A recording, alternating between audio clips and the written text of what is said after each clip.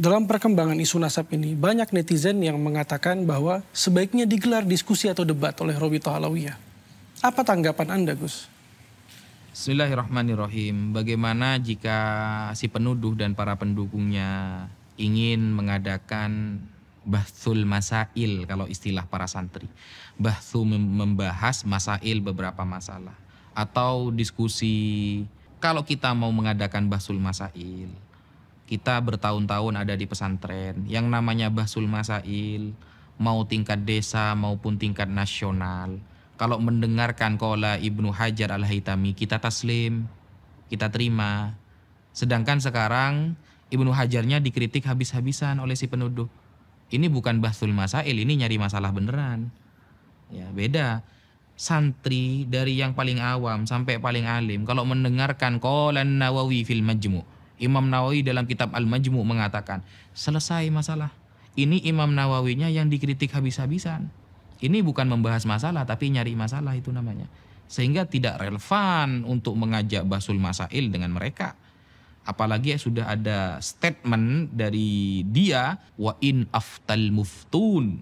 Sekalipun para ahli fatwa sedunia mengatakan bahwa Sadah Ba'alawi keturunan Rasulullah, maka saya tetap membatalkan. Maka kita sudah bisa memberikan nilai orang yang seperti ini. Kata Sayyid Muhammad, saya ingat Sayyid Muhammad di dalam kitab Al-Manhalul Latif menghadapi orang yang mengatakan cukup Al-Quran saja, tidak butuh hadis. Ngapain hadis? Hadis ini dikoreksi orang, perkataan manusia.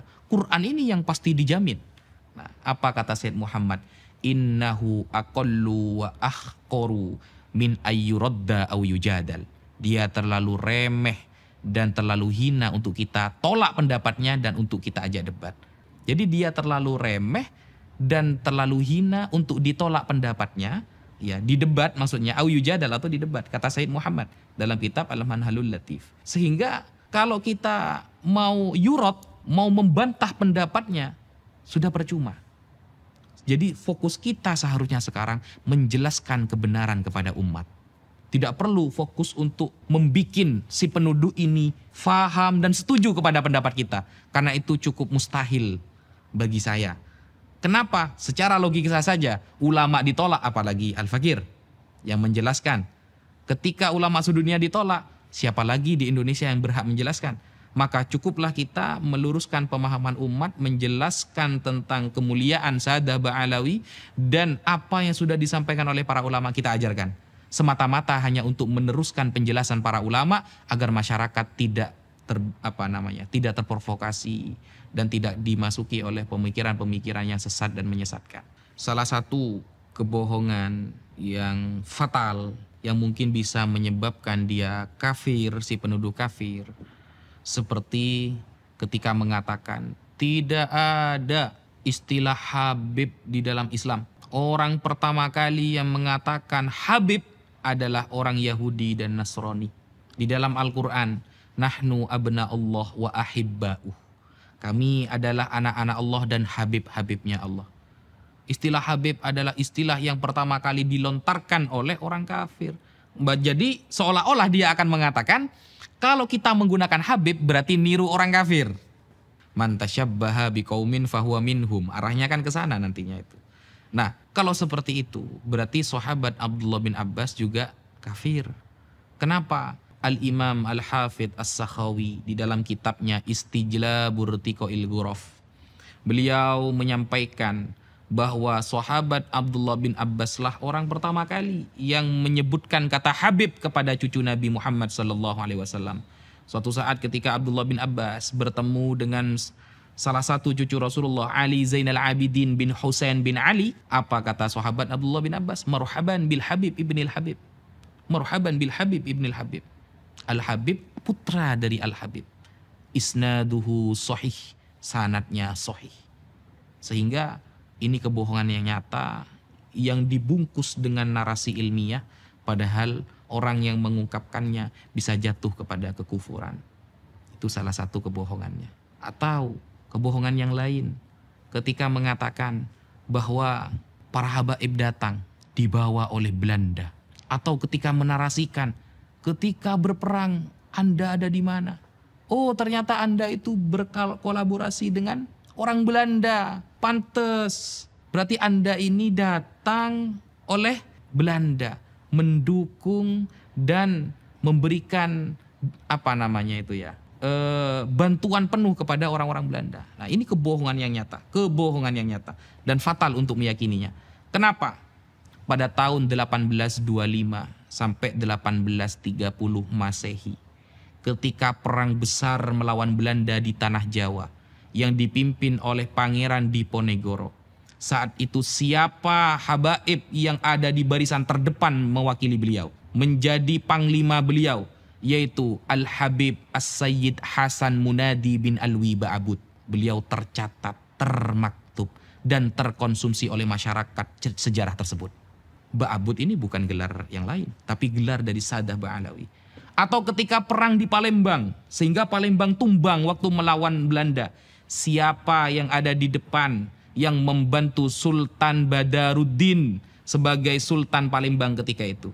Al-Habib Muhammad Umar Assegaf. Dan yang akhirnya beliau, Umar bin Muhammad Assegaf ini akhirnya menjadi mantu beliau. Dan ketika kerajaan Palembang tumbang saat itu, beliau dan Sultan Badaruddin dibuang oleh Belanda ke Ternate sampai wafat di sana. Apakah itu namanya mendukung Belanda? Sehingga sejarah-sejarah seperti itu perlu untuk kita ungkapkan, sehingga kita bisa lebih melihat, melek akidah, melek sejarah, dan melek Ahlus Sunnah wal Jamaah. Kemudian ada narasi dari si penuduh ketika sudah mulai ada di pojok dan tidak bisa menjawab semua statement yang kita ajukan, lari kepada tes DNA. Tes DNA ini kalau kita bahasa Arabkan namanya Al-Basmah Al-Wirathiyah. Itu tes DNA yang dapat diambil manfaatnya dalam beberapa hal saja. Contoh seperti masalah lakit, anak yang hilang hasil nemu ya, mungkin nanti gennya dilihat dari mana. Tapi kalau untuk itsbatun nasab, sebutkan satu saja ulama Ahlus Sunnah wal Jamaah yang ada di dunia ini yang mengatakan tes DNA bisa untuk itsbatun nasab. Kalau kita dikatakan, oh kamu tidak mau sama teknologi. Teknologi, kita lihat dulu teknologi ini. Kalau ini masuk kepada kajian fikih, maka tidak boleh menggunakan teknologi apapun sesuai perspektif pribadi. Tapi harus konfirmasi dari para ulama fikih. Harus validasi dari para ulama fikih. Jangankan tes DNA yang kita pegang setiap hari, HP. HP ini dibahas oleh para ulama fikih. Ketika arahnya kepada kebaikan menjadi pahala, maka ketika arahnya kepada mudarat maka menjadi dosa. Jadi apapun yang konsepnya menyentuh kepada ilmu fikih, apapun yang perkara itu menyentuh kepada ilmu fikih, kita punya rujukan, namanya ulama fikih. Ulama fikih yang sekarang, yang kontemporer seperti Syekh Wahbah Az-Zuhaili dan lain sebagainya, itu kita bisa jadikan rujukan. Ternyata juga pernah dibahas pada tahun 2010 di Mekah.